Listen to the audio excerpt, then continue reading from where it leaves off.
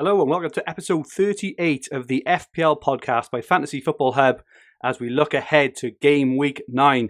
My name is Andrew and a good evening to my new now co-host, Adam Hopcroft. How are you, Adam? Yeah, really good. How about yourself? Yeah, I'm fine. It's been a bit crappy, obviously, without a couple of weeks of football. Having to do household chores with no excuse and everything else. But other than that, have you missed the Premier League or are you into the internationals? Well, I think everybody's just been obsessing with a certain player, and I think everyone's been talking about Grealish. So I've been Grealish. enjoying him. Yeah, well, exactly. I've been enjoying his performances. And I think that's added my interest in England. So yeah, I think it's been okay. I think the drama surrounding it, which we'll no doubt talk about, has made it a little bit more interesting. Anyway, Absolute madness. Have you been tempted to wildcard at all? I was at the start. I knew I would have temptation the first day just before they went off to internationals, and I think just literally after the game week finished, I thought I've just got to stay strong, and I just turned my phone off, went to bed, and just managed to get through it. But I think if I was going to press the button, it was then, because I had the same feeling in the previous international break, and I think you just need to. Because I think everyone panics about price rises, I won't be able to afford this team, etc. But actually, not much happens. So it's easy to, I think, go a little bit over the top. So I'm glad I stayed strong, and I think hopefully it'll be beneficial down the line. Good So stuff. you don't have that problem, do you? So I don't know. I was very proactive, and whatever else, very very brave. Doing all right. We'll obviously touch on our teams later. I'm not happy with my new setup for my camera. It makes me look about 15 years older than I am. I just noticed you look all blue-eyed and fresh faced. I look about 55. But anyway, welcome all to airbrushed. all airbrushed. Exactly. I've got to do the editing, so I'll make sure. Yeah. Welcome to any new watchers and listeners. For our YouTube watchers, if you haven't subscribed just yet, please press the subscribe button in the bottom right-hand corner of the screen to ensure you don't miss anything. And please press the like button if you enjoy our content. So we are undergoing a bit of a rebrand and a recast transition at the moment. Everything will come together next week. In the meantime, our agenda for today's podcast is going to be how do we manage through game week 9 with all the injury and COVID carnage going on all around us. I see that Kane and Grealish and a few others have started for England this evening, and Andrew Robertson has started for Scotland as well. So goodness knows what's going to happen. Adam's new weekly topic of choice. So every week from now on, Adam is going to choose a topic to bring it to the table. And this week is how we manage through the COVID chaos going forward. How are we going to proactively manage our teams to come out the other end with some semblance of, semi-decent rank, if it's at all possible. We will answer a few Twitter questions along the way, reveal our Game Week 9 teams and plans, look at the best captaincy options for Game Week 9, take a look at the top of our podcast mini-league, and finally reveal the new name of our podcast from next week, including mug winners for those who suggested it. So firstly on screen, we have a graphic of Adam's current team. No, it's not. It's a graphic of the current 15 flagged players, which is a sight to behold because every one of these players has got a shout, for being in your team, right? And they're probably teams, I would guess, who have got 6, 7, 8 or more of these. So we've got Schmeichel in goals, a back five of Cody Mitchell, Chilwell, Robertson, Alexander-Arnold. I do think Robertson and Chilwell are probably okay after the news this evening. Salah, I've no doubt we'll touch on Salah in a sec. James Ward-Prowse, Sterling, Rashford and Trossard in a midfield five. And then Callum Wilson, Danny Ings and Antonio up front. Absolute chaos. And I wrote down a few more, actually, just because as I was doing it, I ran out of room. And even in defence, right, this is just defenders. These are the ones that are flagged. So you've also got Doherty, Ogbonna, Bertrand, Fofana, Altnori, Seamus Coleman, Luke Shaw, Joe Gomez, Lindelof, Ake, Ender Stevens, Joel Ward, and Ivanovic. And that's just in defence. Absolute chaos. Adam, have you ever seen anything like it? Yeah, it does seem a little bit mad. And I think you've not only got obviously we've got the extra issues with COVID, but because of the schedule, the demands on players are a lot more. I mean, putting in 3 international matches is just absolutely ludicrous. So I do think the demands on the players, is a lot. I think though, I do think it seems like carnage, but the reality is it will calm down. And I think so. I looked at the top players percentage owned for each area. Mm-hmm. And you mentioned Schmeichel, so I don't know if he's playing for Denmark tonight, but I couldn't see, when I was looking at percentage owned, I couldn't see any of the keepers that were red flagged. Looked at the defenders, and that was a bit of a different story. It was 4 of the top 6, as you mentioned, Chilwell, TAA, Mitchell and Rob over the others. And then also in the top 6 was Saiss, who's not playing currently. So you're like, wow, that's really impacted things. You look at the midfielders. The midfielders isn't as bad. I think you've just got, of the top 12 midfielders, the only one that is red flagged at the moment is Salah. But then you've got the likes of Rashford and Sterling, who were red flagged, who are maybe a little bit more popular in the FPL community. And then only 2 of the top 10 forwards are flagged, which is actually Wilson and Ings, but I think a lot of people would have shipped things. So I don't think it's as gloomy as it's made out to be. And I think the other thing that I would say is a lot of the players that are flagged, I think, will start the weekend. I think you can rule Salah and probably Trent out.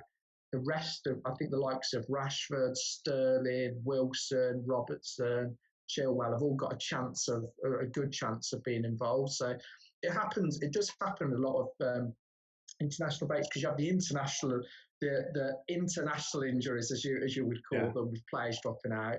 You've then obviously got the actual injuries, and then we've got all these mad situations with COVID, which we'll talk about later. But people travelling to all sorts of places across the world, how this is allowed to go on.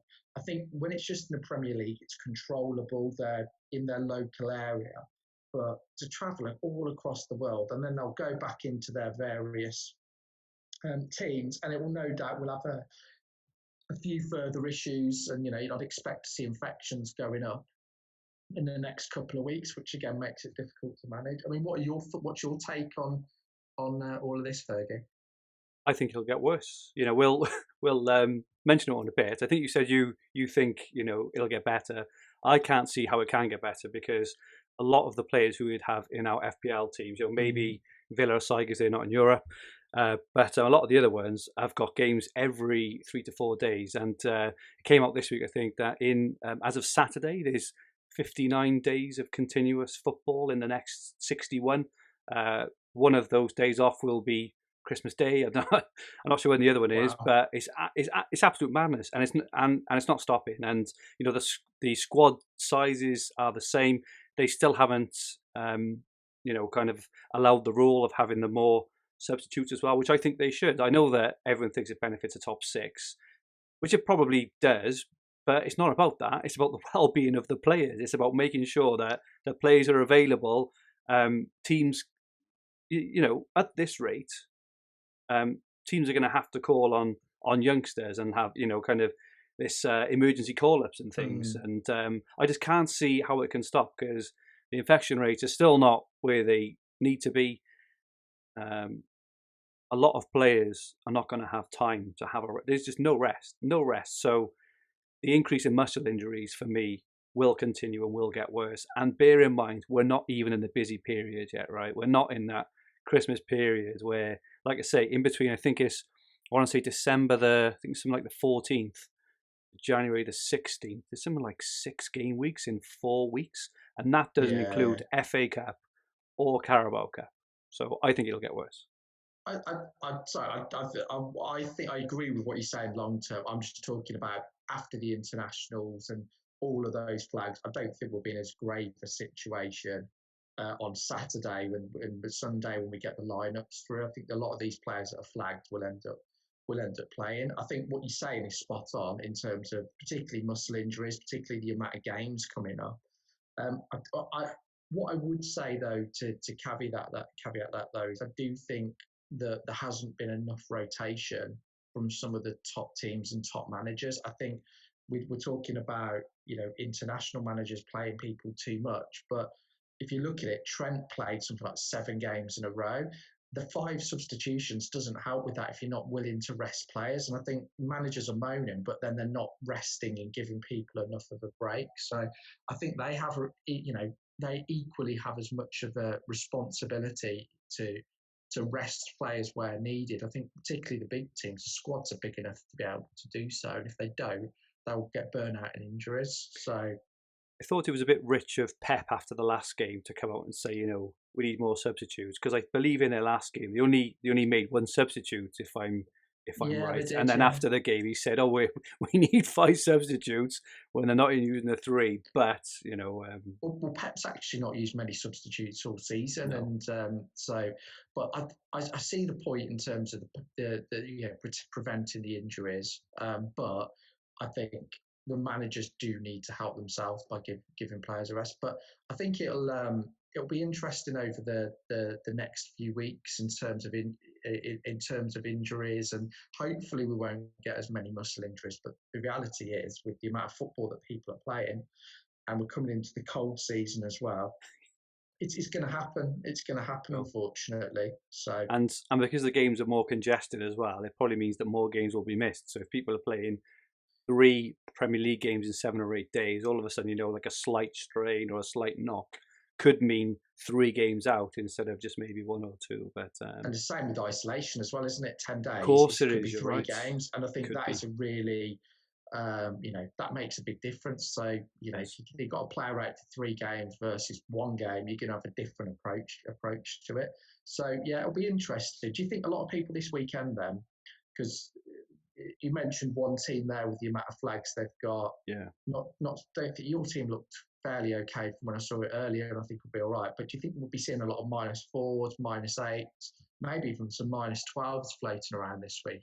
I think we may do, but I would think it's mainly more from the people who've already made their transfers. So I never the only time I would ever make a transfer early at all, it's purely if I needed the exact money, right?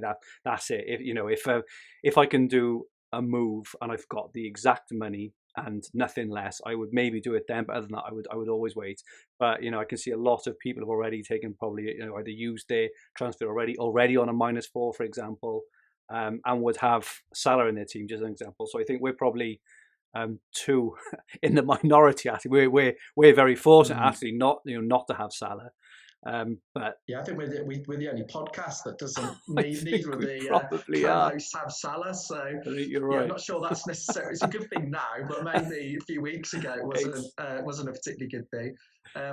It'll be interesting to see see how it all plays out. I think so, but I think I did. I think the last international break, I was very keen on wanted Kane and Son, and I moved really, really early in the international break. I think partly because I had a wild card in my back pocket. Yeah, that does make a difference. Then we had the De Bruyne injury, and that forced me into taking a -8 or wild card in. So this time I've learnt my lesson, and I think it was in that 24 hours just at the end of the game week. So I thought I need to get through this and make a informed decision and not be panicked into it. So I've stopped looking at the price rise websites, because I think that is the biggest thing that panics people. You see everything, I'm going to lose 0.1 or I'm going to, So I think if you can stay away from them, it does help you make more sane decisions.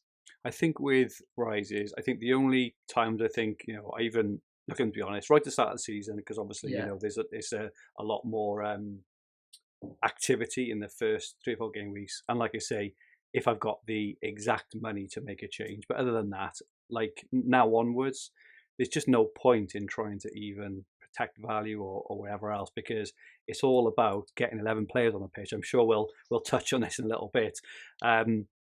We did have a few questions about getting through game week 9 specifically. Go for it. Yeah, let's go for it. And the obvious one, FPL Robbo. Hi guys, glad you're back. The obvious question: what to do with Salah? So Adam, if you did have Salah in your team, I think we found out today. So he's had another positive test today. Now I don't think anyone really knows the rules on the 10-day rule, whether it's from his first test or whether it's from his latest test. You would guess it's from his latest test, I would guess. But what are your thoughts, Adam, if you own Salah? I think everything is team specific, because let's say you had Souček coming in, you know, and you've got a fairly balanced or strong squad, then you're going to be more inclined to keep him because I think the Brighton away fixture is a fairly good one. Yeah. So, and I think he's got good fixtures long term. However, if your team is in a mess, you don't have a good sub to rely on. I think that's the time. It's too much to, you know, because you could end up missing 2 weeks, and that'd be an issue. I personally wouldn't let the money just decide on it. So I know some people would have bought 12 million. I wouldn't let that impact my decision. I think we've got to wait for Klopp's press conference on Friday. If I owned him and didn't have any other issues, and maybe say I didn't own Bruno Fernandes or Ziyech or De Bruyne, I'd probably make the move. And because I don't personally like having a premium player on the bench, because I think it's too much money and it really weakens your starting 11. I think if it's clear he's missing Leicester and there's a possibility he's missing Brighton, I think he has to go. Because the other thing you've got to factor in, he's not training, and even though he's asymptomatic at the moment, not training for best part of 2 weeks, he's not going to be. He's going to have lost some sharpness and fitness during that time. So it could just mean he doesn't start versus Brighton. He comes off the bench. So I would personally, if you didn't have loads of other issues and you didn't, and let's say you didn't have a good bench, I would sell him and have a bit of fun. And because there's loads of great options at the moment, so there are. I'd be inclined to sell him. What do you reckon? Yeah, I think I look at Havertz, obviously, who had a positive test, and that seems to be weeks ago now. So that's pushing at least 2 or 3 weeks. And I think he's also been confirmed out for the weekend as well. So, you know, he has been, we saw this crazy tweet a few days ago where the Egyptian FA were expecting a negative test or something. And, I mean, I don't really understand what that's all about. But the virus is the virus. The virus will dictate whether you have a positive or negative test, right? Yeah, exactly. How can you preempt or we think it will be negative? It's the most ridiculous tweet. Most strange tweet I've ever seen, like official tweet. I'd be concerned. It looks like he's definitely missing Leicester. I think he's got to be a 70-30 against doubt for Brighton as well. And I know they have Fulham, I think, in game week 12, but in that time, Kevin De Bruyne, just as an example, is home to Burnley, home to Fulham, and Bruno, for example, he's home to West Brom this week. So I think my answer, I completely agree with you that it's team dependent. If you've got De Bruyne and Bruno, just as an example, or something along those lines, and you want to hold, I think you probably maybe could. If you haven't got those players, these options going into the next few weeks are, supreme options. So I would think I would move on then.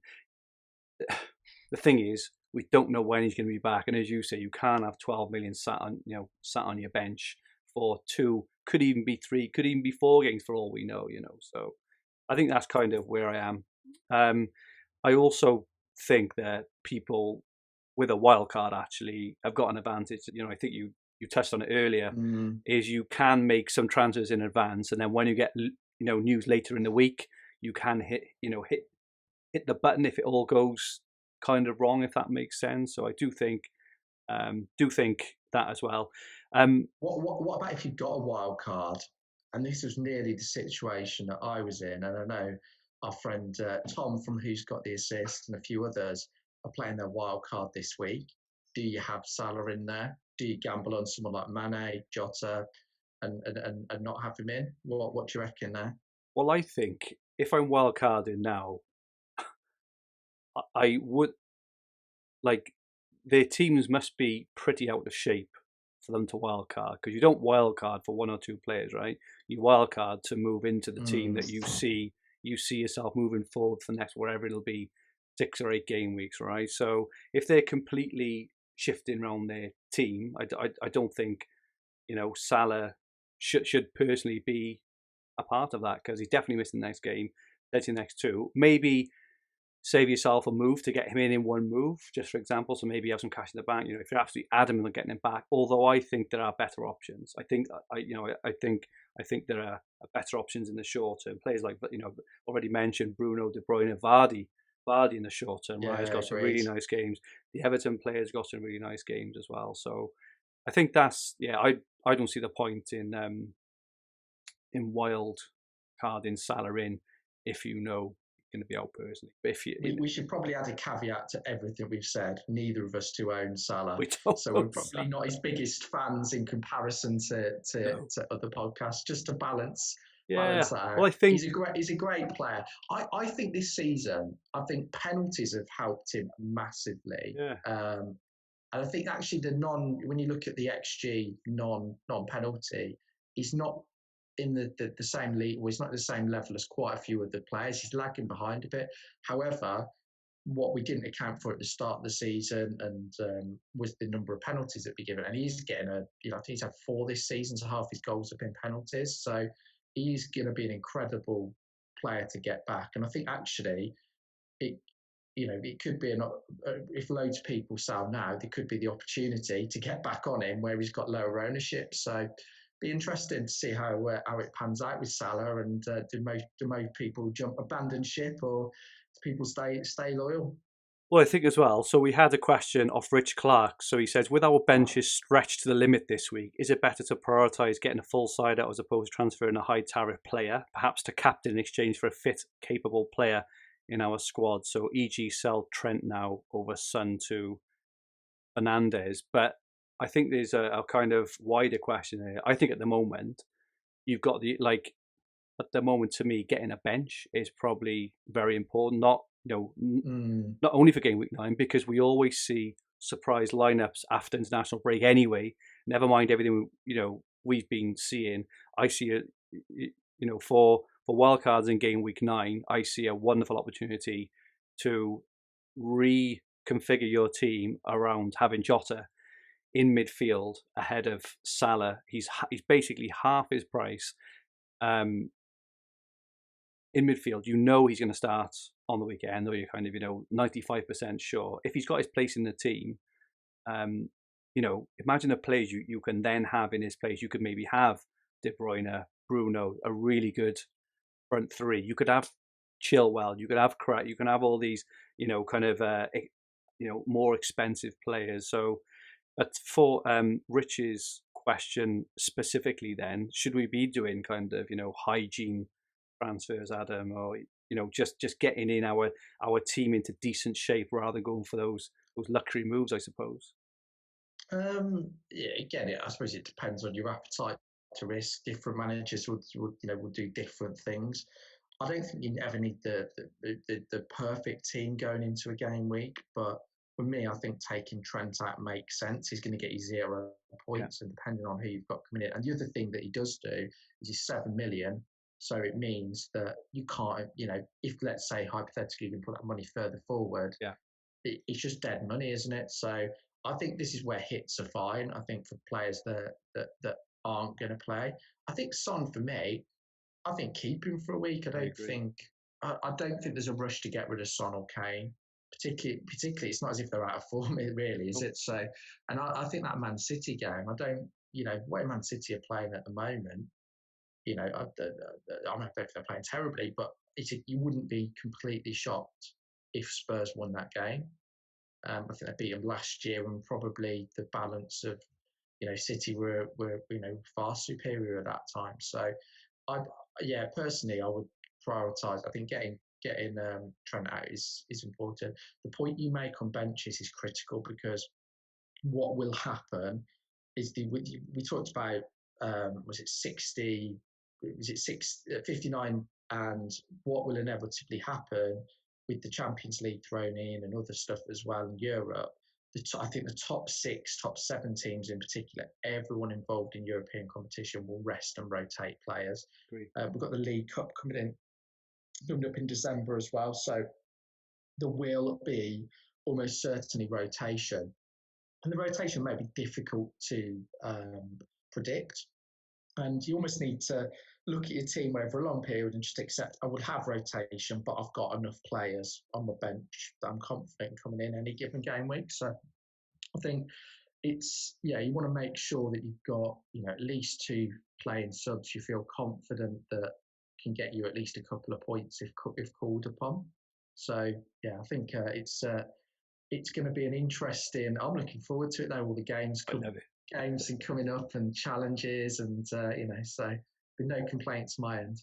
No, I've also had a question, interesting one, and I've seen a few people on Twitter after you have hit the button on this. At what point is a free hit acceptable? So we are talking about kind of game week 9 here.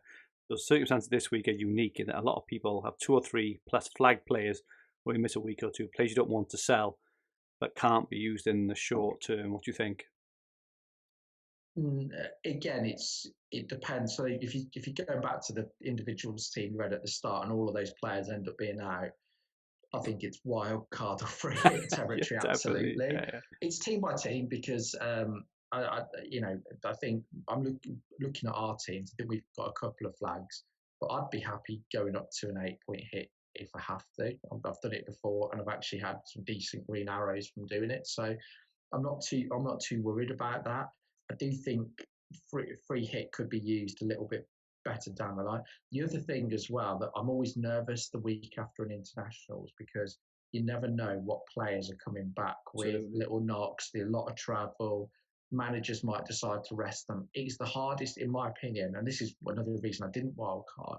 Post-international breaks are the hardest weeks to predict because there's just so many variables about people being away, people haven't trained together so I would stay away from the free hit burn. Use your free hit in a blank or double if you can. If your team's absolutely decimated, you don't have your wild card, then maybe it could work out. But like I said at the start, I think a lot of players with flags will end up playing a part in the weekend, with the exception of maybe Trent and Salah. Yeah. So I don't think it'll be as bad this weekend, not saying long term, as we're making out. We love a drama in the FPL community. We definitely love drama. We do. I think, the only thing I would add maybe, in terms of free hit or in terms of hits or stuff, I wouldn't be using a free hit if you had like a very decent, 9 or 10. And I also wouldn't be mad on taking hits just for 1 week punts, for example, either. I think if you are going to be taking a hit, I think it's an ideal opportunity to actually help get your team set in for this Christmas period, because for me these 6 or so game weeks over the Christmas period, these six game weeks in 4 weeks is likely to make or break a season almost, because if you agreed. And so I think it's a good opportunity to sort your bench out, just get very good playing players who've got long stretches of fixtures, so you're not constantly opping on and off players. You put them in for the long term. So like Villa, just as an example now, I've got this prolonged run of really nice games. Leeds from game week 12, for example, I've got a prolonged game of I think it's like 14, 15 game weeks where they only play 1 or 2 of the top 6 or something. Put them in for the long term and not for the short term. And the final. I think. Oh, sorry, go on. I was going to say couple of points on this. I do think teams outside the top 7 or 8, or the ones not involved in Europe, are less likely to rotate. Really good shout, yeah. Because so I think, and I don't think Villa would have mass rotation. They might do the odd game, but in comparison with some of the other teams, so I think that's fairly important. And also as well, just this game week in particular, I don't see it being a high-scoring game week. I think if I look, things calmed down after the last international break. People haven't been together. I think it'll be fairly low-scoring. And I look at it, and you look at the fixtures. Liverpool have got half their team unavailable, so they're not going to thrash Leicester. Leicester actually defensively have been fairly resolute. They have. I think West Brom will sit back. Bruno was by all means quite disappointing last night in the match played, but United haven't been great at home, so they're probably not going to thrash West Brom. I think they'll win, of course. Fulham, Everton, again, you've had Richarlison and a few of the other players have done a lot of air miles, so are they gonna and actually, are they going to be a lot of thrashings this week? I'm not sure. I think that makes the captaincy, which we'll talk about later, quite difficult. But I think if you're talking about a free hit, you want to do it where there's quite a high ceiling, and I'm not convinced on this week. You've got Spurs, Man City. Yeah, no, I think it's a good show. I just don't see it's a high ceiling week. But I also think as well, you be playing a free hit, and I think the same personally for a wild card as well, right? I don't even know what you're free hitting into almost, because there's no guarantees. You could put together your free hit team, and like we've already mentioned, after international teams, players come back with knocks, they haven't trained, everything you just said. You could put out this free hit team with all these like premium players, and you may find that some of them don't play. And the worst case, I'm sure I've definitely had this, I'm not sure if everyone else has, you could end up putting a free hit team out that would have scored less than your actual, kind of 9 or 10 players if you'd have just left it alone. So I sometimes think in this situation, it's best to just play it safe. If you can scrape the average with 9 or 10 players, which is not beyond all realms, and just let the week go and then get back to normal the following week, or as normal as we can, I think you do well personally. Yeah, agreed. Yeah, I think we're both no to the free hit then. I think so. And final question then on game week 9. So we mentioned Man United and Owen Johnson, and Man United assets essential for this game week. So I can already tell Adam he's only the essential. He's the essential. I need to answer that. Yeah, so, of course they're not. So he's thinking about getting in Rashford, but unsure if he'll be fit for the weekend. I don't think they're essential at all. As you say, I do think there are a couple of decent captaincy options. Obviously, we'll touch on captaincy later on, but I don't think there's going to be any standout options. I think that's probably. What I mean. I don't think there's any standout. No, or like really high owned one. So yeah, I think it's just a difficult week to predict because again, we don't know for certain that Rashford will start. I think if there's doubts around Martial as well. Yeah, there are. Yeah, United without both of them, that could negatively impact Bruno. It possibly could positively impact him in terms of him being even more involved. But I think Cavani's been travelling all around the world. I just don't think I think there's too many unknowns, and I just think teams haven't been training together this week. So and judging on United's home form, I wouldn't be desperate and break my team to pieces to get any of their players in. I do, just to clarify, before I get all the comments on YouTube, I do think Man United will beat West Brom. Yeah. But you still hate Frank Lampard. Okay. Well, yeah, no, we'll leave that to him. He's doing all right, to be fair to him recently. He is, in all fairness. Okay, so next we move on to Adam's topic, COVID chaos. Adam, do you want to kick us off? Yeah, I mean, it's sort of been in line with a little bits of what we just talked about. But I think one of the big changes that we've got this season, we had to cope with it last season, is we're going to get players test positive for COVID, and it's going to be very difficult. You can't plan or predict who those players are going to be. We've seen that recently. I think as we're going into the colder weather, as we're potentially coming out of lockdown, that could increase. Fortunately, we haven't got any more internationals for a while, so that's a positive. But I think it's just, what are going to be the tactics to cope with that? How are we going to play differently? Are we going to play differently? How are we going to react? And I do think this, in combined with the amount of game weeks that are going to be thrust upon us in the coming weeks, it's going to cause some absolute carnage. And I think that, like we just said, let's say hypothetically, and the Salah situation had happened a couple of weeks' time, he could be missing 3 or 4 games, let alone just one. So I think there's going to be absolute carnage. And how should I think the question is? I'm really interested to get your thoughts.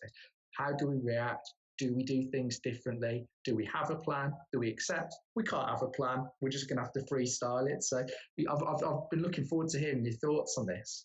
Yeah, so I've made a few notes, and some of them are probably easier said than done, right? So the first one is keep 2 frees back where possible. So I use this week now as an example. There's no massive standout captain. I think if you're going in with 10 or 11 playing players with a bench player who can, come in, unless you desperately want someone, right? I do think that keeping 2 frees back as much as possible is probably good, good practice. And not just because you've got the transfers then to use the following week, but there's been a lot of instances this year, more than last year. Last year for me was a nightmare, right? Because I'm a very, very cautious manager and I very rarely kind of hop onto bandwagons. Last year for me was the year of the bandwagon. The bandwagon just, it kept on rolling, right? Where the players this year who've held on to, Jimenez for a while scored, the couple of goals for those who held on to him. Werner, for those who've held him from the start, is still starting to kind of do it. So I think holding on to players as well. I use a classic example. So this week my transfer is I'm thinking of doing Kane to Calvert-Lewin, but I'm actually wondering whether I should just save the transfer because Kane and Calvert-Lewin. Okay, I fancy Calvert-Lewin to probably outscore Kane just due to the fixture. But actually, next week, if something else happens, I could maybe use the 2 or even do a mini -4 then to reshape my team if 2 of my players, are kind of injured or COVID-ridden, for example. I think that's my first piece of advice. I've touched on the bench already. I would look at. I think just quickly on the 2 free transfers. One of the advantages about having a lot of matches is the deadlines will be closer together. So it'll be actually easier, in my opinion, to hold 2 free transfers because you haven't got to wait as long. You've only got to have to wait a couple of days before you pass the deadline. So I think that could play in our favour. I would ignore price rises. I don't think they will matter. I mean, there's so many cheap options this year. There's so many cheap options. If you look at Creswell to Kufal, if you look at Matt Target for Villa, 4.5 million, you don't need to have all the superstar players. There are more than enough enablers all over the pitch. We've mentioned Jota, Soucek, Foden potentially, all these players. They're all, even Grealish, one of probably the best players in the whole game, is still, what is he, 7.5 million or whatever he is. Yeah. So you don't need to pack your team with premiums. I do think it will benefit the cautious manager, as I've mentioned, and I also think it will benefit experienced managers because experienced managers, if you think of managers like Mark McGettigan, FPL General, for example, experienced successful managers, they tend to hold back. If you think of Matthew Jones, a Fantasy Football Hub, if you think of Rich Clark, a Fantasy Football Hub, all these very, very experienced, incredibly successful managers who've had 6, 8, 9 top 10 gig finishes are generally cautious managers who don't make moves if they don't have to. So I do think there. And I would also say, and this is probably a piece of advice which I've used from other fantasy formats as well, that if you do have a plan in place, potentially just have a backup plan, because the worst thing to happen is if you get a piece of news which you're not expecting or you don't want, and at maybe an hour or 2 before the deadline, or even the evening before. So if we get news on Friday evening that massively impacts your team on a Saturday morning, there's nothing worse than rushing through and having to make a decision. I would have a backup plan. So I would say, this is my first move. If for whatever reason it doesn't come off, I've always got this secondary plan in the back of my mind. I will do, and that secondary plan may be save your transfer. It kind of maybe that panicked last minute decision. Moves, as I know, to my detriment. They never work. They never work. So and just keep an eye on Fantasy Football Hub. Ben Dinnery's team news on a Friday afternoon or Saturday morning is just absolute gold dust as well. So what about you? Have I left you anything? Well, not much, but I've got a few things. I think the points you've made are completely valid. I do like the one you just said about having a backup plan. I think that's really important. I think if you've got your wild card, and I'm speaking as somebody who does and fairly smug on this, you obviously haven't, but never mind. I think holding it is actually a big benefit, and not just for the double game weeks coming up. But and I think if you can do it as close to that, fantastic. But what could happen, and it's we could get 4 or 5 players test positive in a week that are key players, or it could be a team that's affected. And because of how the games are falling thick and fast, making the changes, you're going to benefit more. So I think holding wildcard is a good idea in my opinion, anyway. If you're going to use your wild card, get 15 play or get enough outfield players that can play. I think look the way that you look at things as well. So if we look at the Salah situation this week, a lot of people are looking at it as a problem. Look at it as an opportunity. I actually like these situations because it will always create a divide in the community or a divide in FPL managers, and it creates an opportunity to do something different. Salah was a very, very popular player. Majority, of engaged managers owned him. So by him coming out the equation, it creates quite a nice dilemma. Do you stick with him? Do you twist? If you do twist, who do you bring in? So I think look at these things as opportunities. It's quite interesting when you mentioned about your 2-3s. Do you bring in Dominic Calvert-Lewin or do you save? By saving, you straight away have an opportunity to maybe get Vardy next week, or Gabriel Jesus or Aguero. So I think you've always got to look at things and consider the opportunities from the following weeks. I think if your team's fine, definitely save the transfer, because these tests could come back at any point. I think don't be afraid to take hits. Personally, I know I agree with what you're saying. There's been a lot of very, very successful managers that urge on the side of caution, but I think sometimes we can be a little bit too cautious. So I think, take hits if you can see the upside there. And I think particularly for your attacking players, or particularly if maybe even you've got a defender out and they can miss 2 or 3 games, just do it and have a player there. So I think there's quite a few things that you can do. And I think most importantly, don't panic.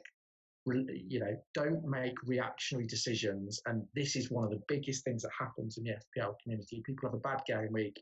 People get loads of injuries happen quickly, and they press the button that night. If that happens, unless the deadline's the next day, take a step away from FPL.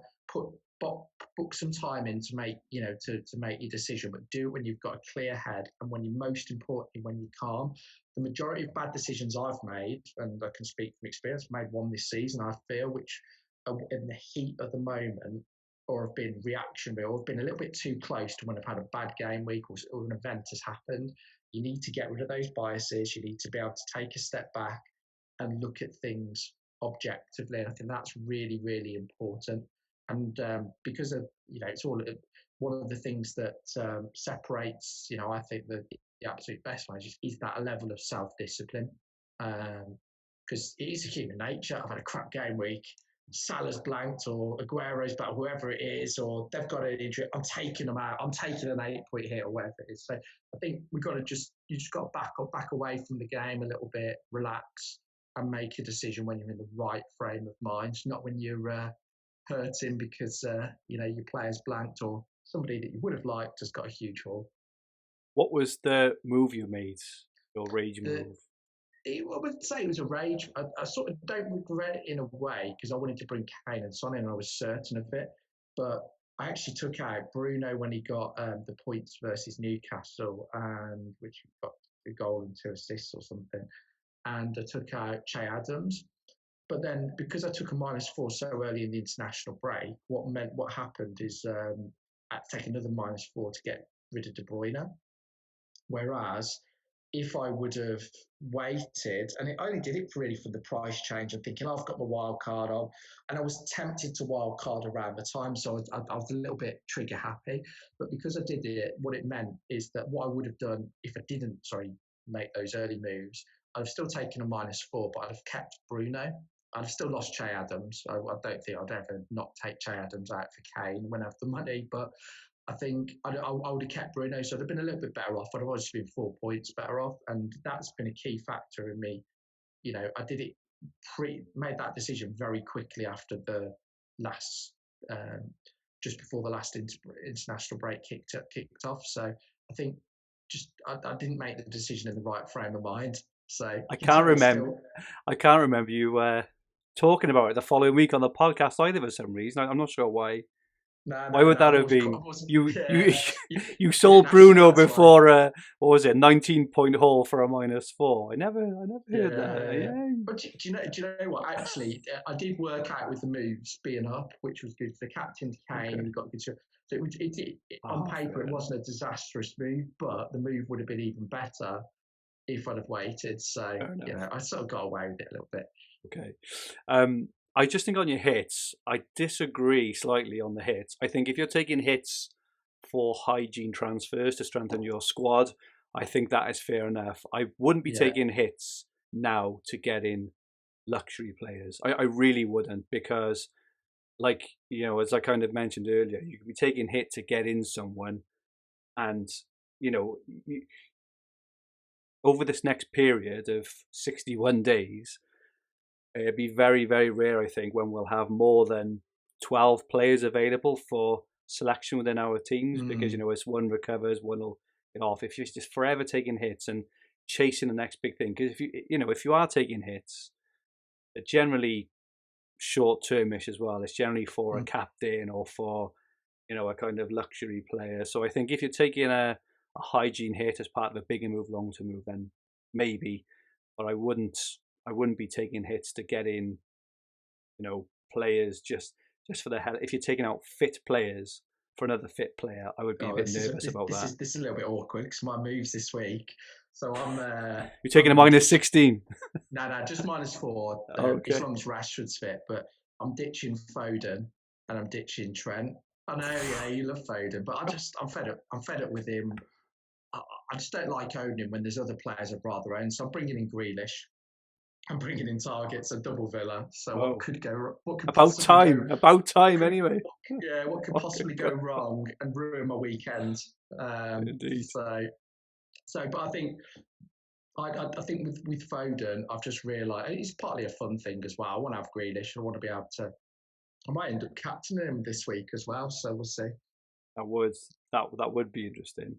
Okay, so let's have a look at your team then, Adam, as we're talking about your team. Could you talk through your team?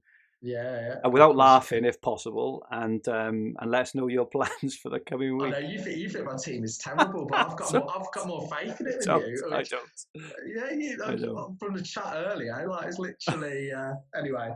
And so I've got McCarthy in goal. I've got Chilwell, Trent, and Ayling at the back. And then we've got Justin and Ferguson on the bench. I've then got Rashford, Mane, who I've got the armband on at the moment, Foden, Son, and Basuma. And then up front, I've got Calvert-Lewin, Kane, and Bamford. I don't think that's too bad. You talk about Basuma every week, like, I'm going to play Basuma. Basuma's coming off my bench. Hang on. Whoa. That's Andy. Don't. Oh no. He's my 2-point job. I'm happy. I would never start Basuma. He's just a 2-point job, and I obviously hope he blanks the weekend. What I'm thinking of doing, and I haven't really deviated from my plan at the start of the international break. I'm thinking I want Grealish. He just looks incredible at the moment. Yeah. There's no reason not to get him. He's got incredible fixtures coming up. So I want Grealish. So he's going to come in for Foden. Happy to lose Foden. I think there's opportunities where Foden could do well in the next few weeks, but Grealish will outscore him without a shadow of a doubt. We got the bet on over the next. So from game week, what was it? 10. We've got a bet on, yeah, but it's not even 10 to 15, is it? It did Andy go for like it was Pulisic, but well, he's still injured, isn't he, Pulisic? I think in all fairness with Andy, I think he was talking about from now until the end of the season. In all fairness, but for this short period of time, game week 10 to 15, I'll be in the beers. No doubt. No, I'm only kind of. I'll go. So Grealish is coming in, and I've got the funds. So Trent's going out. So I've got the funds to. And the 3 players I'm looking at is Cresswell, Cancelo, and Target. Now, I think on paper, a lot of people like Cancelo. Stats are brilliant. Yeah. He's playing really well, and I think he'll be first choice. I think Cresswell's looked good as well. But I think if I was going to bring Cresswell in, bringing him in before the Fulham game would have been a better bet. Yeah. And I think with Target's fixtures, he's got great fixtures. He's great value. He linked up really well with Grealish and Barkley the last game. I think there'll be some clean sheets for Villa. I don't currently have Martinez, so I don't get any piece of that. And I think there's some attacking returns for Target, and I think he'll play every game week that he's fit. So I think the other big plus for Target is what it allows me to do the following week. So it allows me then to bring in, I think, De Bruyne and Vardy for Son and Kane if I wanted to, or something along that bit. So I think for me, I can see there's possible upside in Cancelo or Cresswell, but I think for what it allows my team to do, Target's the best option for me, I think. So, but yeah, I could be convinced because I know you've got Cresswell, and I think that's probably the right move because actually Villa's next 7 are very, very good. Yeah, I agree with that. I don't think anyone's got better fixtures than Villa on paper for the next 7, and I think there'll be goals and clean sheets there. So you're captain in Mane. At the moment, so that was my bus team as it. And one of the reasons it is on Mane is Rashford is a doubt. If he's 100% playing, I could be tempted by Rashford, but I think Grealish I might captain because we'll talk about captains in a bit. But I actually think for my team, he's probably the best of a bad bunch. I don't really see any obvious captain with the players that I've got this week, and I think with Grealish, I know he's capable. Partly for a little bit of fun as well. So me and the kids have talked about, trying to decorate the living room like Villa Park the weekend when we're watching the game. So I think a little bit of nostalgia. I was actually at the game last season when we played Brighton, and this could be sort of external influences in the back of my head. Guess who the 2 goal scorers were? Grealish and Target? No. Yeah, Grealish. Really? Oh my goodness! Yeah. Wow. So maybe that's getting to me a little bit. But I thought actually Grealish's performance versus Brighton last year at home was one of his best displays for Villa. It was unbelievable, and he actually just won the game by himself. And I think he was that good. So, and I think with Tariq Lamptey, as good as he is, will he leave opportunities for Grealish to expose him? Possibly. So I'm very tempted to go with Grealish. That said, you do look at the defensive stats of Brighton, and I think actually they're not as bad as we make out. But do you know what? Grealish can embarrass anyone. He's done it to Trent. He's done it to Castagna and all sorts. So they only tend to concede the 1 goal, Brighton, don't they? Their defensive stats are good. They don't get many clean sheets, but they do tend to only concede a goal. I think Rashford's a really nice pick. I've noticed, he's been playing, as part of more of a 2 than kind of stuck on that left-hand side as he was at the end of the season. He was unlucky not to score in the last game. Did they play in the last game? What was he doing? It annoyed me that it was Everton. The 1-on-1, wasn't it? Yes, that was. And he missed that header, but literally, what was he doing? He was unlucky in the last game, I think, Rashford. He was. He makes some incredible runs. So United try and get the ball forward quite early because of the runs that he makes in particular. Sort of the diagonal and bent runs that he makes, brilliant, and they get him through on goal. And because they play the ball forward quite quickly, even if teams aren't necessarily playing a high line, they can still make that ball work. So I hope Rashford is fit. There's room. I think the guy from the Athletic who covers United, is it Laurie Whitehall off the top of my head, or Laurie, has mentioned that he should be fit to start the weekend, which is great news. But let's wait and see. No, I think he's a good shout, and I wasn't too warm on him a few weeks ago, but he does seem to have changed his position in the last few games. And playing a lot more centrally and kind of swapping around. I saw Martial was he wide on the right in one of the games or something, and so they tend to be. So no, I think he's a really good option. So moving on to my team. I'm laughing. I'm seeing my team, but I've got. I thought you'd think your team looks really good this week. It's all right, yeah. So I've got Martinez in goals. I have got Cresswell, who I thought was really unlucky last week, not to haul massively. He hit the bar. He put in a couple of crosses where they just missed. He got the clean sheet. But I felt he could have had a lot more. I've still got Robertson because I did have a double up with Trent. I'm feeling right with Robertson still. I still think I did it last year. I started off with a double up last year, and I ended up taking them out because they weren't keeping the cleans. I know Van Dijk's all right. I know everyone's out, so I'm a bit less inclined to. But I do think they've got a couple of fixtures coming up still.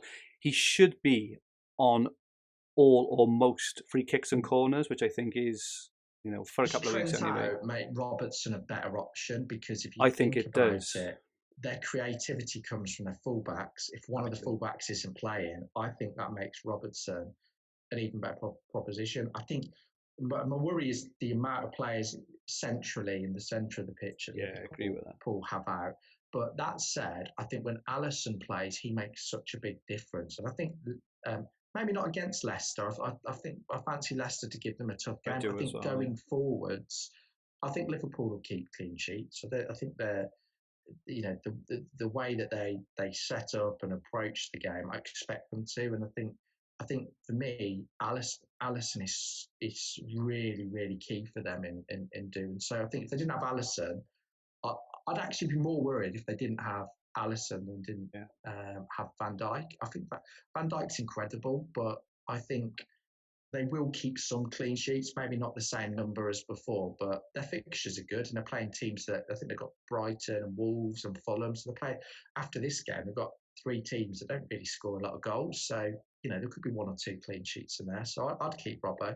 Yeah, I think so. And with Alexander-Arnold out, as a defender as well. So, while he's a wonderful player going forward, he's not the best right back, right? In terms of defensive right back. They'll probably put Milner there, who'll probably be a lot more defensively minded, allowing Robertson to move forward even more. So I do think that, Robertson, and like I say, he'll have the monopoly now on the free kicks and the corners as well. Yeah, exactly. So happy with that. And I've got a double Chelsea defence of Chilwell and Reece James.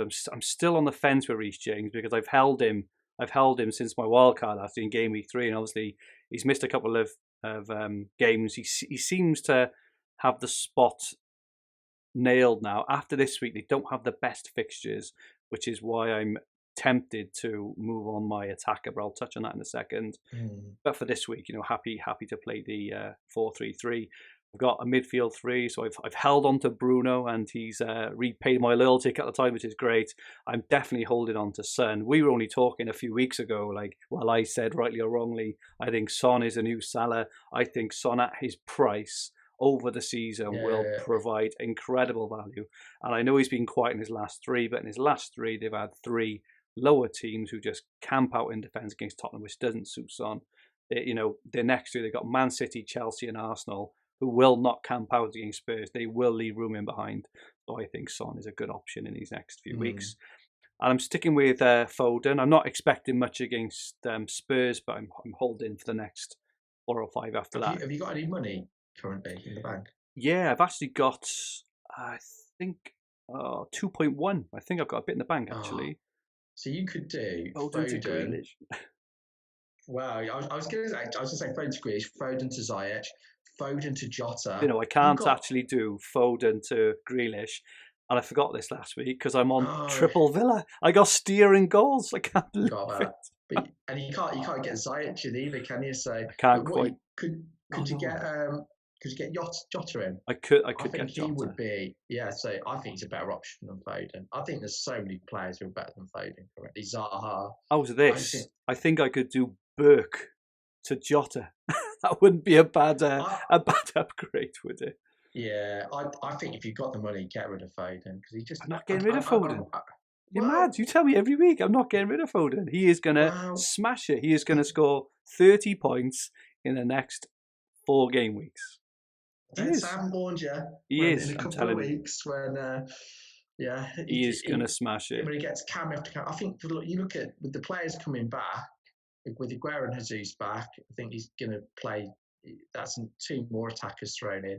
The form of Ferran Torres. No, I agree with that. I can just see him playing further back as well. So that's my.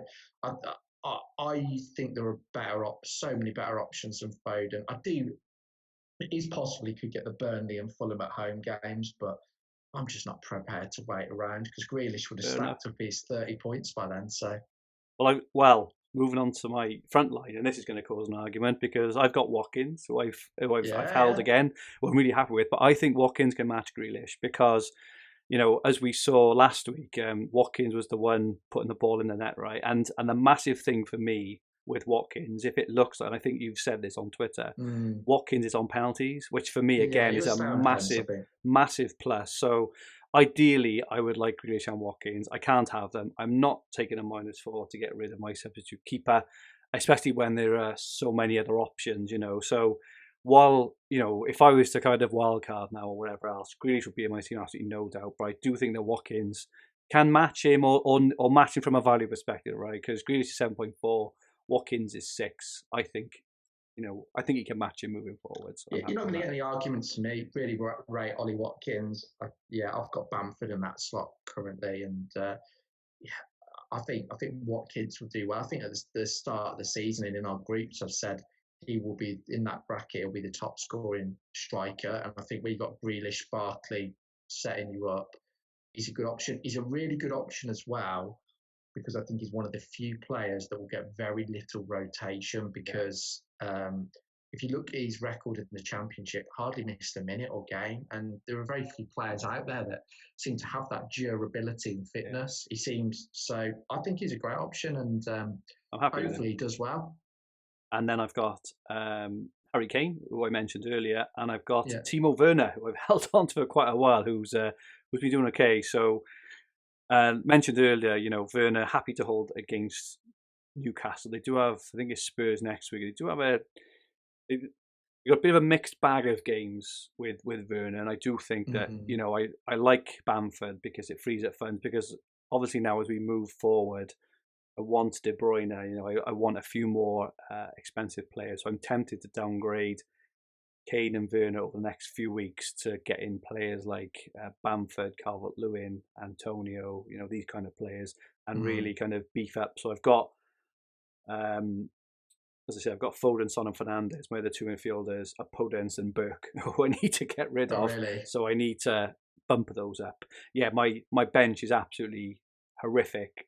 So I've got Podence, Burke in the second spot, even though I'm wondering whether he'll get some minutes this week because Brewster's out potentially. Are you not tempted to start Podence over Foden this week? I saw that, and I thought his last home game, didn't he got like a nice goal. Maybe was unlucky not to get an assist. That's not a bad shout. I just think Foden will be on the bench versus Spurs. I think it's a high chance, and I don't see it. And it will be starting. I'm not sure it'll be in the attacking three. He's going to play Ferran Torres after his hat trick last night, I think. Anyway, he'll probably play Jesus through the middle, and he's not going to drop Sterling. So Foden's either in an 8 or he's on the bench. Probably on the bench. I'll talk you into it. I know how. You're probably right, actually. But Pope be gone. Did Podence go away with on international duty? I'm not sure. But I can also switch either Podence or Burke. I think I got enough money for Burke. May not just have enough. Straight to Jota, see, and then I could play Jota and put Foden on the bench is my other option. Or I could save and take all the advice which I dished out earlier. But Jota would be for me an incredible long-term pick because, unless he gets injured or goes down with COVID himself, there will probably be, the other Liverpool attackers. Obviously, Mane has already had it, but as we know, can get it again. Salah, Firmino, with all these games, all this rotation, I can see Jota having nearly as many minutes as everyone else in his next run. The best thing with Jota is his 2 performances off the bench. He's had 2 where he's scored, and he's looked for that half an hour or whatever spell it was he was on. He's looked absolutely brilliant. And for 6.5 million, I mean, there's no risk there either, is there? That's fine, isn't it? So, he'll get well, exactly. So I do think he's a really good shout, and that's why again I think he's better than Foden by some distance. Not to keep going on about it. No, not to keep going on. I'll probably end up with both of them because I think they're both going to be fantastic value. I will probably captain Bruno. I would think. I take your points on board. I think they are better away from home. I think West Brom showed against Spurs actually. They know how to defend, but I think Bruno up against the block defence is probably a bit better. He's going to get that ball around that 20 yards spot. He's still on penalties and whatever else, so it'll probably be on Bruno. But happy enough moving forward. So they're my plans. So Moving on now. He's never scored from open play at Old Trafford, has he, Bruno? Nope, but you don't get extra points from scoring from open play. You get points however you score your goals, whether it's free kicks, penalties. Yeah, exactly. And to be fair, he's playing for a team that get a lot of penalties. He does. I never understand the argument where people say, but his non-penalty XG is this. I'm like, yeah, but he's got P. So to me, it's irrelevant. I think the point is that it's harder to predict when teams will get penalties, particularly in a singular game. But it's Man United at Old Trafford. Let's face it. He's going to get two at least. I'd be more surprised if they don't get a penalty than if they do. So exactly. So, who is the best captain for game week 9? So we put a poll out on the Fantasy Football Hub Twitter, and the poll came back. So we put out Bruno Fernandes, Calvert-Lewin, Mohamed Salah if fit. This was yesterday, before the news of the new positive test. And we put Grealish, and Bruno Fernandes came out on top with 49.7% of the vote. So half the people think out of those four anyway, that he's the best option. Calvert-Lewin came back with 20%. Salah, if fit, came back at 12.7%, and Grealish 17% actually. So Grealish was quite popular there. There are some other ones. I think Vardy's a great shout this weekend against that depleted Liverpool. So Leicester are lethal on the break. Liverpool will not play. They won't play a deep line. They play a highish line. They haven't got much of a defence. I can see Vardy scoring a goal or two. I got to be honest. What do you think about that? I can't argue. I think he's got like 7 goals in 4 away games or something along those lines. So Leicester have got a style that really has suited going away and counter-attacking, and I think they've got a decent defence. I think Fofana they've signed looks an absolute steal. So yeah, I can see Leicester scoring and Vardy posing problems. So I do like that shout. The one that I quite like, and I'm sort of toying. The problem is I can't bring him in if I bring Grealish in, and because of my attachment and the fixtures, it's going to be very unlikely that I'm going to probably bring Grealish in. But the player that I really like, and I like his fixture this week, is Ziyech. I think nobody will captain him. Everything for Chelsea, particularly against Sheffield United, went through. And if you look at his form for club and country recently, it's incredible. And I think he's on set pieces. I think he's a really, really good shout. And I think if I had him, I'd be very, very tempted to captain him. When I look at it this week, I think there are a lot of doubts that I have about all of the captaincy options. I think Mane, under normal circumstances, would be good, and I own him. But I think Liverpool have got a depleted team, and Leicester have been very, very resolute, particularly, and have been great away from home.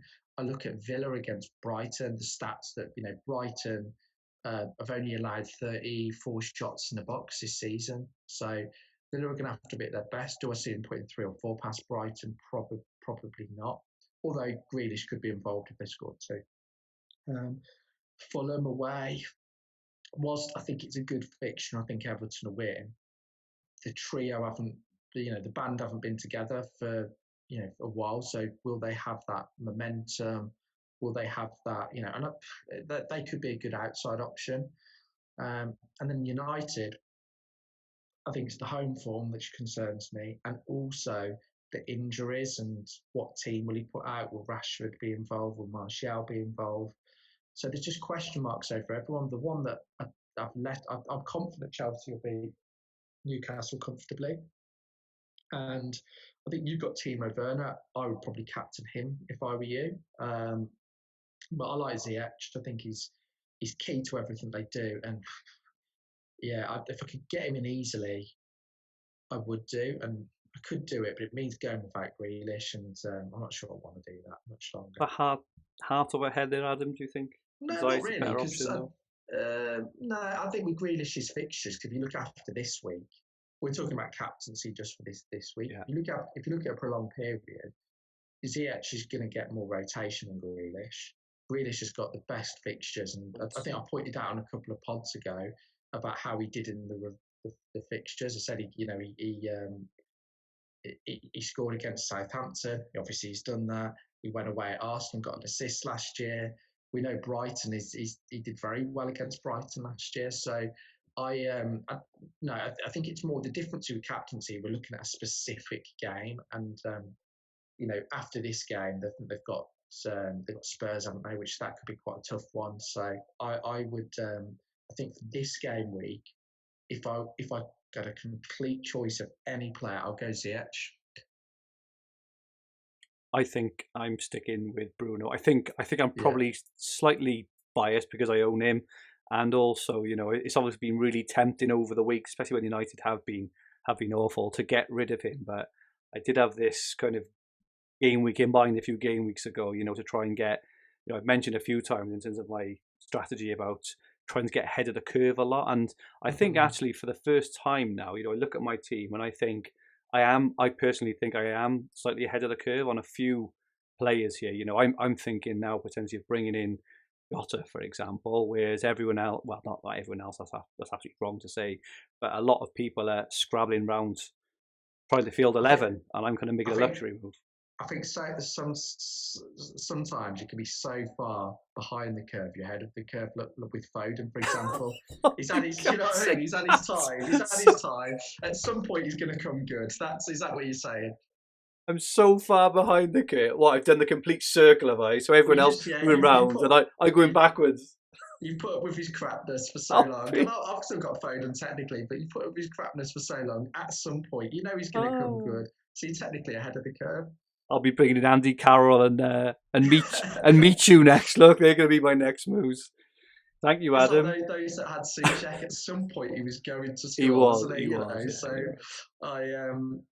it'll be interesting. Like I said, Foden will get points at some point, and you'll go on about it, and then the next week he'll be on the bench, and I'll be going on about it then. Even if he smashes in 20 points in these next two, it would have been it would be worth the wait because I can make proactive moves then instead of trying to keep up with everyone else. But anyway, just to touch on what the Fantasy Football Hub predicted tool says in terms of who is going to score the most points this game is very interesting.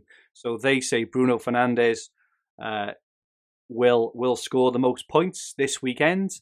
Timo Werner, as you mentioned, actually, Adam, is in second place. Interestingly, we haven't mentioned him for a long time apart from slagging him off.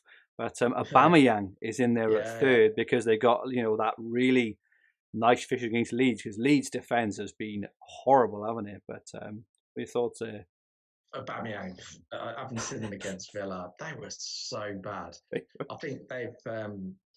I think you'd be taking a leap of faith there because there isn't any evidence to say Arsenal just aren't creating any chances. Their best chance they created against Villa was an under-hit back pass. Yeah, that's how bad they were. So for me, Arsenal, I would stick away from. I just don't think they look good at all. And I think Villa actually made them look. They looked absolutely abysmal. So I'd stick away from Arsenal. Stick away from Aubameyang. I think what could happen is over this spell is he might have a couple of games where he picked up form and you revisit him then. There's some nice captaincies, but I won't be having him. I think obviously, the points prediction tool doesn't take into account cost either, which probably... Oh, shit, sorry, I got cramp. I got cramp. You all right? Oh, yeah, I got cramp in my thigh. Oh, my goodness, that hurts. I managed to catch it just in time. Anyway, sorry. We talked about Aubameyang, his price probably kind of, exaggerates his worth. If he was like 8 or 9 million, we may be having a bit of a discussion, but you're not going to, he's was he the third most expensive player in the game? You're not going to get him. If you look at his stats, it's just so bad. You can name like about 50 players who got a higher XG than him, really. He just doesn't come into he just doesn't come in at all for the questioning. So, he could do okay against Leeds. Leeds have been quite allowing this season, but Arsenal, just not creative at all. Fourth place was Mane, so you'll be pleased to hear that Mane's in fourth place. And fifth place was De Bruyne against Spurs. So they're the top five. One of the top five. That's encouraging. Yeah, so they're the top five highest predicted points for game week 9. So finally, we're going to have a look just at the top of our at FFA_podcast mini league.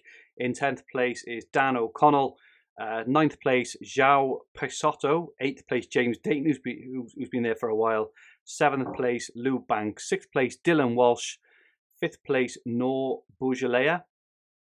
4th place, Will Hollin. 3rd place, Michael Helen. 2nd place, Ollie Rantala. And still at the top, we think, Tony Scarpenhead. So he's on 592 points after a game week of 78. So very, very well done there, Tony. And very well done to everyone in the top 10 there. Make sure you join our FPL Podcast Mini League. There will be a prize for first place, including a guest appearance on our first pre-season podcast of next season. The Mini League code is LV24ZG, or our YouTube watchers can join using the auto-join link in the description below.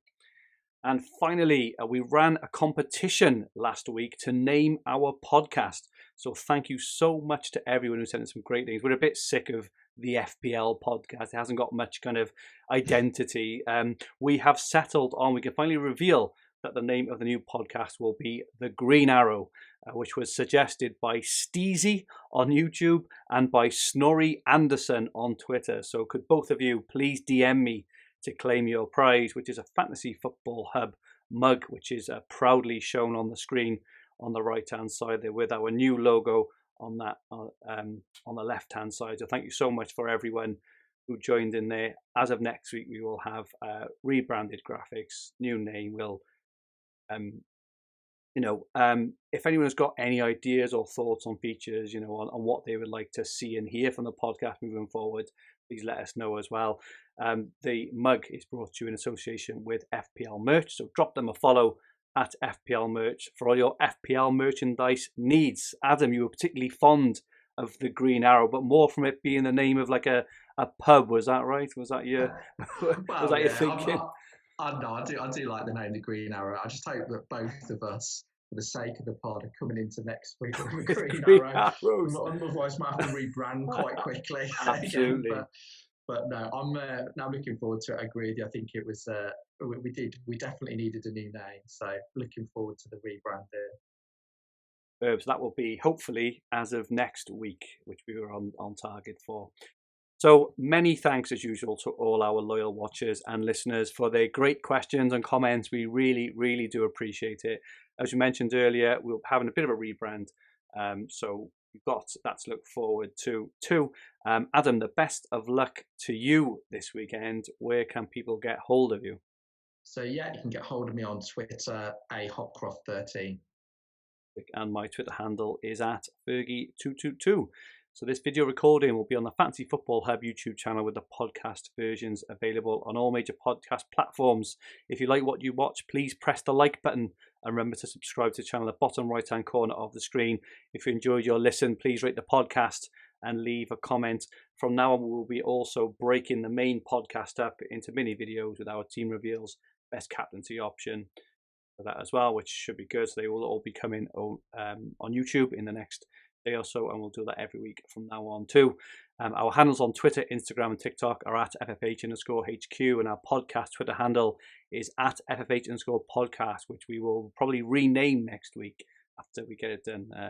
Our website is fantasyfootballhub.co.uk, where you'll find everything you need for fantasy football, all under one roof, including top player team reveals, comparison tools, the fixture ticker, Opta-Stats, points prediction tool, and much, much more. To join the tens of thousands of other fantasy football managers, sign up to the Hub to use all our amazing resources. Just click the top link in the description below. You will not regret it. We'll be back next week, all shiny and new, reviewing Game Week 10. See you then. Good luck all. Stay safe and good night.